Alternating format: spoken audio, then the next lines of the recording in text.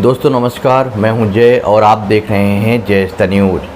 CBI officer की मौत को लेकर अभी एक बहुत ही बड़ी और हैरान कर देने वाली न्यूज़ जो है वो पब्लिक के सामने आ रही है, जिसकी वजह से पूरी तरह से बवाल मचा हुआ है। आप सब देख ही रहे होंगे, पिछले कुछ टाइम से लगातार सीबीआई और ईडी के द्वारा एक के बाद एक कई बड़े मंत्रियों के खिलाफ में कार्रवाई की जा रही है और उनको जो है गिरफ्तार किया जा रहा है। कई स्टेट में जो है कई मंत्रियों के खिलाफ में कार्रवाई की जा रही है। अब इन्हीं सब चीज़ों के बीच में एक अपडेट आई है जहां पर बताया जा रहा है कि सीबीआई ऑफिसर की मौत हो गई है और जैसे ही इस सीबीआई ऑफिसर की मौत हुई उसके जस्ट बाद मंत्री के द्वारा पूरी तरह से बवाल मचा के रखा गया है। और ये जो अपडेट आ रही है वो दिल्ली से है। जैसा कि अपडेट आ रही है उसमें बताया जा रहा है कि मनीष सिसोदिया ने सोमवार को यह दावा किया कि सीबीआई के एक ऑफिसर ने सिर्फ और सिर्फ इसलिए आत्महत्या कर ली क्योंकि उन पर मुझे झूठे आबकारी मामले में फंसाने के लिए दबाव डाला गया।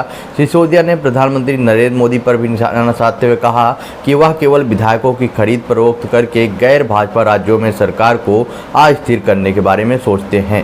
सीबीआई ने पिछले साल नवंबर में लाई गई दिल्ली आबकारी नीति तैयार करने और लागू करने में कथित जो है इनकी तरफ से गड़बड़ी करने के आरोप लगाए गए थे, एफआईआर दर्ज किए थे और पिछले महीने सिसोदिया के दिल्ली स्थित आवास पर छापेमारी भी की थी। सिसोदिया ने आरोप लगाया है कि सीबीआई के एक अधिकारी पर मुझे झूठे आबकारी मामले में फंसाने के लिए दबाव डाला गया था। वह मानसिक दबाव नहीं झेल सका और वो 2 दिन पहले आत्महत्या कर लिया। यह वास्तव में दुर्भाग्यपूर्ण है। मैं बहुत ही ज़्यादा व्यथित हूँ। उन्होंने कहा कि मैं प्रधानमंत्री से पूछना चाहता हूं कि अधिकारियों पे इतना दबाव क्यों डाल रहा है कि वो इतना बड़ा कदम उठाने के लिए मजबूर हो रहे हैं। आप चाहे तो मुझे गिरफ्तार कर लें लेकिन अपने अधिकारियों के परिवारों को बर्बाद ना करें। उन्होंने मोदी से भी यह सवाल किया कि क्या केंद्र के पास केवल ऑपरेशन लोटस ही है। अब इसको लेकर सीबीआई के द्वारा अपडेट दी गई है। सीबीआई ने दिल्ली के उप मुख्यमंत्री मनीष सिसोदिया ने जो सोमवार को दावा किया था, सीबीआई के एक अधिकारी ने इसको लेकर बताया है कि ये पूरी तरह से फेक है। जो भी इनके द्वारा ये स्टेटमेंट दिया गया है कि सीबीआई ऑफिसर ने सिर्फ और सिर्फ इसलिए अपनी आत्महत्या कर लिया क्योंकि वो उसके ऊपर दबाव था कि वो जाके इनको गिरफ्तार करें मनीष सिसोदिया को, ये पूरी तरह से गलत है।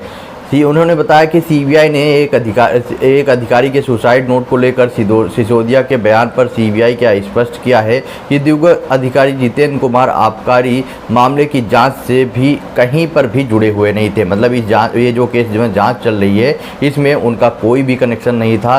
जितेंद्र कुमार केवल उनके अभियोजक की निगरानी कर रहे थे जो दिल्ली में पहले से ही चार्जशीट किए गए मामलों की सुनवाई कर रहे थे।